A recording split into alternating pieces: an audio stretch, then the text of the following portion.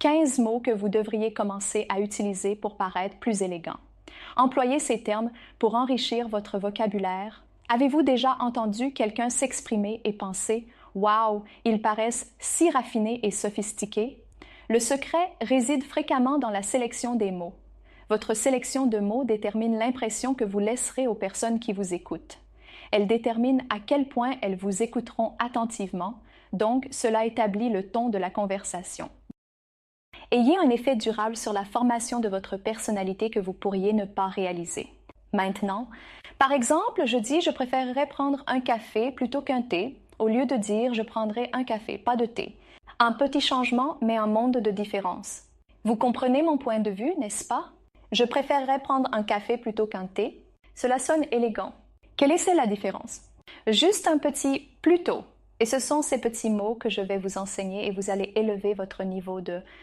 À l'avenir, faisons en sorte que votre vocabulaire soit aussi élégant que vous l'êtes ou que vous souhaitez l'être. Imaginez que vous dites cela à quelqu'un. D'accord, langage simple.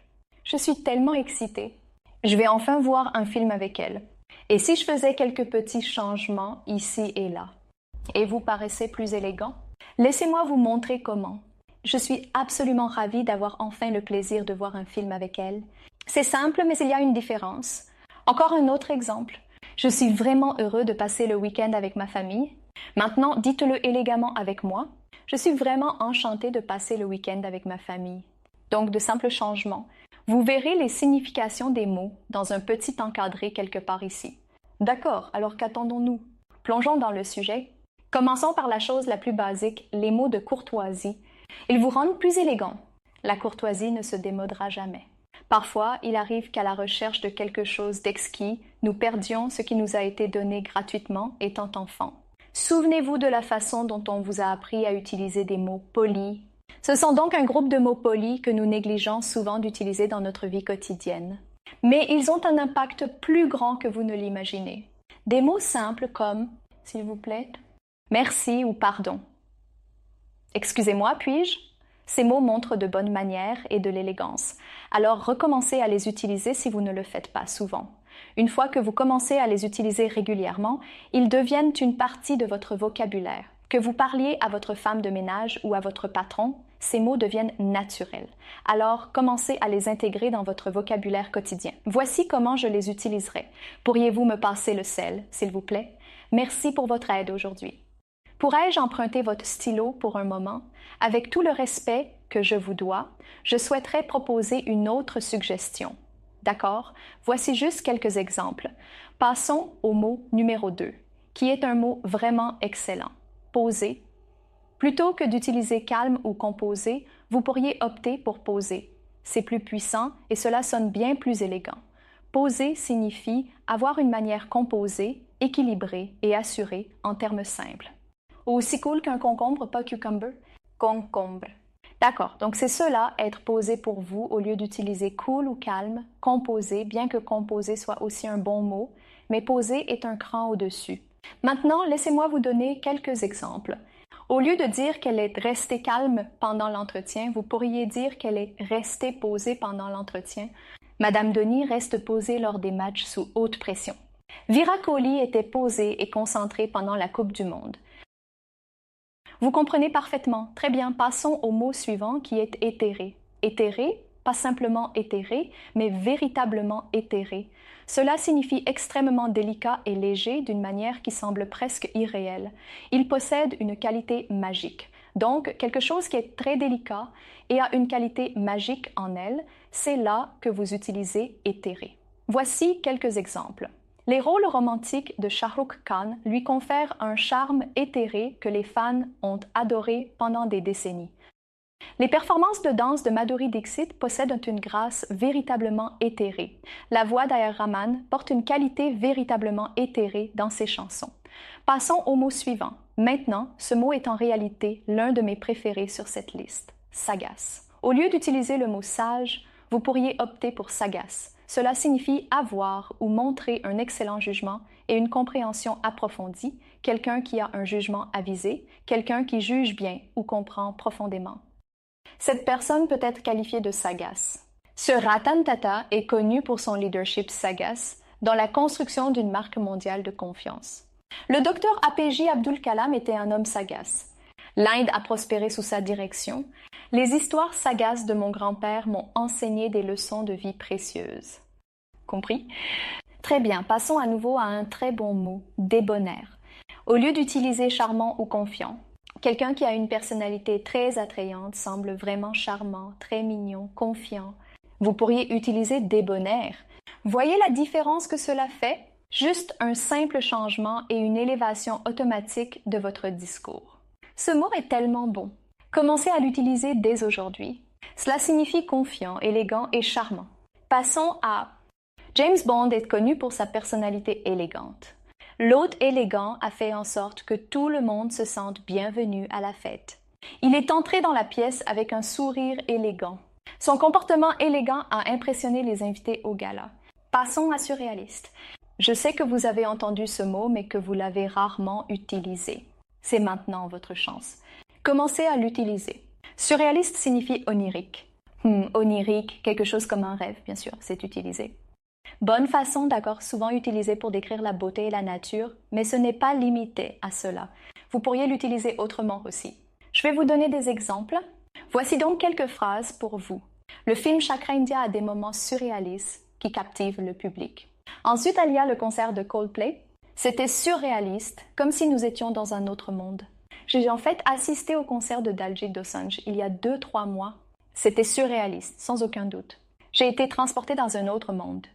Monde. Sans aucun doute, c'était surréaliste. D'accord, le décor a créé une atmosphère surréaliste pour la pièce. Le mot suivant est rarement.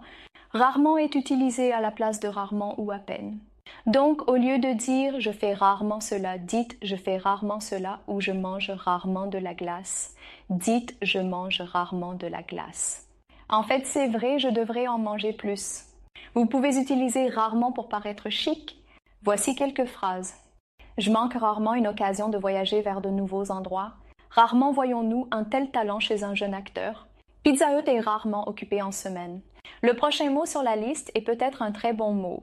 Vous devriez l'utiliser plus souvent. Il a une signification très simple. Commencez à utiliser peut-être au lieu de peut-être. Donc, au lieu d'utiliser peut-être, peut-être, peut-être tout le temps, pourquoi ne pas utiliser peut-être? Peut-être est-ce ce que Shayad est en hindi? Vous utilisez rarement peut-être dans votre vocabulaire? Utilisez-le souvent. Vous pouvez mettre peut-être au début, au milieu ou à la fin d'une phrase. Peut-être pourrions-nous prendre un café la semaine prochaine. Nous pourrions sortir ou peut-être rester à la maison et voir un film. Il nous rejoindra pour dîner, peut-être. Donc, 3 endroits, début, milieu, fin. Utilisez peut-être partout. Assurez-vous juste de l'utiliser correctement. Voici quelques phrases pour vous aider à retenir et mémoriser le mot mieux. Il est peut-être temps d'essayer de nouveaux mots. Le film La Pata Ladies était tellement bon qu'il remportera peut-être un prix. Peut-être que Rohit Sharma ne jouera pas à la prochaine Coupe du Monde. C'est ineffable. Ineffable. Un mot si simple. Très peu de gens l'utilisent. Je veux que plus de gens l'utilisent.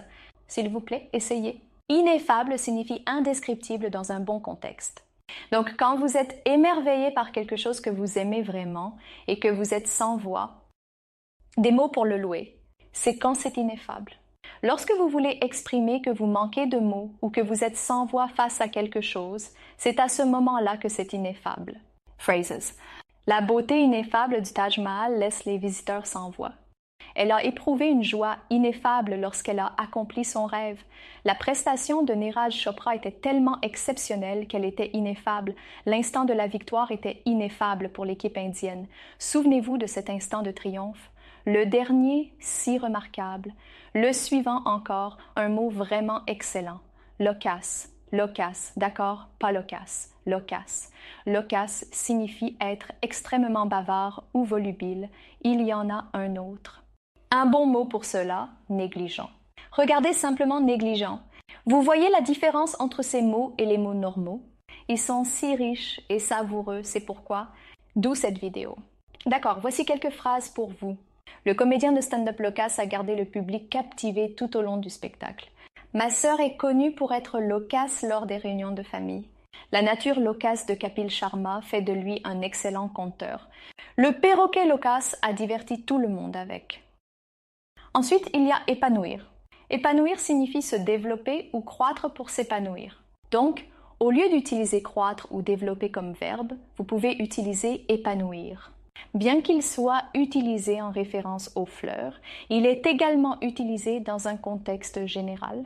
Voyons dans les phrases. Tripti Dimri a commencé à s'épanouir après son premier grand film. Avec des encouragements, il a continué à s'épanouir dans sa carrière. Les fleurs s'épanouiront magnifiquement dans le jardin. Son talent a commencé à s'épanouir une fois qu'il a trouvé sa passion. Vous comprenez? Un autre très très bon mot sur la liste. Sanguine, pas sanguine. Sanguine. Au lieu d'utiliser optimiste, commencez à utiliser sanguin à la place. Cela signifie être positif dans des situations difficiles. Exemple.